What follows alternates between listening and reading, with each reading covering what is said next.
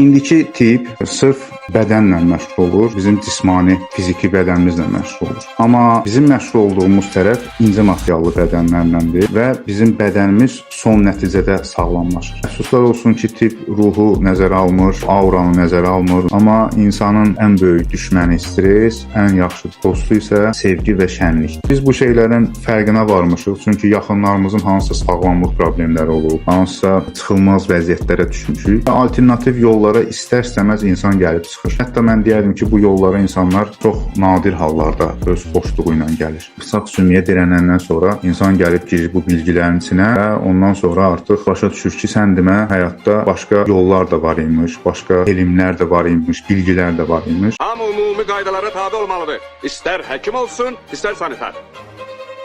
Hoşu gəlməyən qoy. Odur. Qoy. Xalat tərs geymişəm, siz də demirsiniz. Hey.